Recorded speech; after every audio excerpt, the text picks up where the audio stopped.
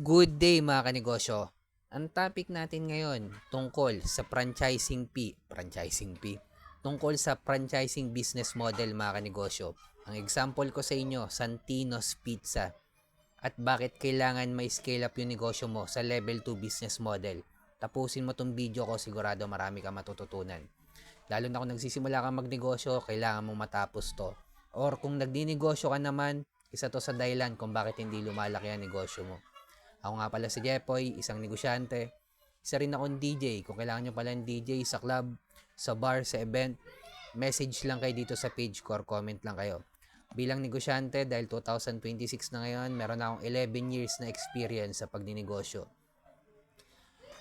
Bakit kailangan i-scale up yung negosyo natin sa level 2 business model? Mga kanegosyo, kwento ko lang. Nung naitayo ko yung sari-sari store ko malapit sa school kung saan ako graduate ng college. Graduate po ako ng marketing management sa TIP Cubao. Although ang sari-sari store mga kanegosyo, kasi ang market ko is college student. Kahit mag-mark up ako ng malaki, although ang sari-sari store, pare-pareho lang naman tinda niyan eh. Pang-anim akong sari-sari store na nakapaligid sa TIP. Pero sa akin pa rin sila bumibili dahil malupit ang serbisyo ko. Naging tambayan kasi ng mga college student yung sari-sari store ko. At kahit mag-mark up ako ng malaki, yung mga customer ko may pambili naman. Kasi may pera naman yung mga nag-aaral sa TIP, Technological Institute of the Philippines. Sa Cubao, Quezon City po yan. Nung nagdinegosyo ko ng sari-sari store, yes, kumikita po siya. Kahit sobrang taon ka na dyan, kikita at kikita pa rin yung sari-sari store na yan. Pero, ang sari-sari store, hindi natin may scale up sa level 2 business model. Kung gusto mo nung lumaking bilang negosyante, hindi mo may scale up sa level 2 business model ang sari-sari store. At malaking kalokohan yung lagi nilang sinasabi na ang sari-sari store kapag lumaki, magiging grocery store. Hindi po totoo yan. Dahil magkaiba ng business model ang grocery store at sari-sari store. Ng example ko sa inyo, mga kanegosyo, is Santino's. Ang Santino's, sila yung nag-create nung pizza. Sila yung gumawa. Sa sari-sari store, mga kanegosyo, reseller ka lang habang buhay. Hindi sa'yo yung produkto, hindi ikaw yung nagtahi, hindi ikaw yung nagluto, gumawa ng recipe, hindi ikaw yung gumawa ng kanta, hindi ikaw gumawa ng t-shirt. Reseller ka lang. Reseller ka lang habang buhay at hindi may scale up ang pagiging reseller sa level 2 business model dahil hindi ikaw may-ari ng produkto.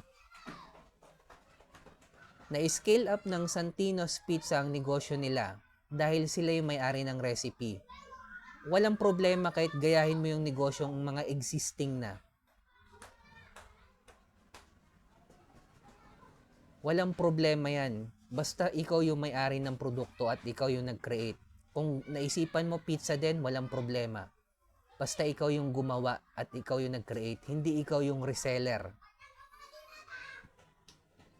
At in-applyan ng Santino's Pizza ng franchising business model, yung negosyo nila. Doon lalong yumaman yung may-ari ng Santino's Pizza. Hindi sa pagtitinda per se ng pizza mismo. Oo, nagsimula pizza, kailangan mo ng profit eh. Pero nung kumita na yung may-ari ng Santino's Pizza, in-scale up niya na sa level 2 business model. Bagkus na magdagdag siya ng produkto ng shawarma, milk tea, burger, french fries, lahat na gusto mong itinda. Ang akala mo kasi, the more na marami kang tinitinda, the more na lalaki yung kita mo. Mali. The more na marami kang tinitinda, the more malaki ang problema mo sa inventory at ma-out of focus ka mga kanegosyo.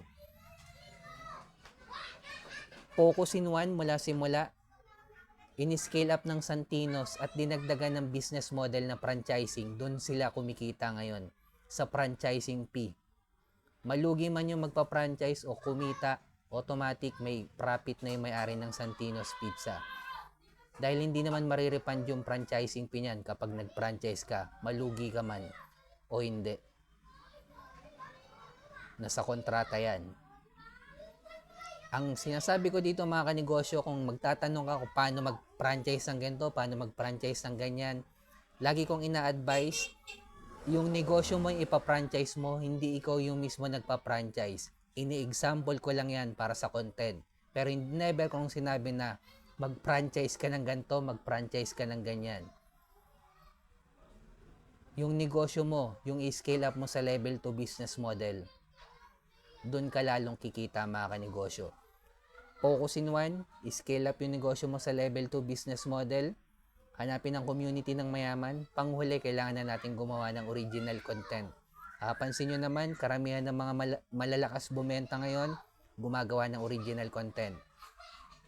Kung umabot ka sa dulo na video na to, subscribe ka naman sa akin, heart mo na rin to, comment ka lang sa baba kung tagasan ka, gusto ko malaman kung saan umaabot yung video ko.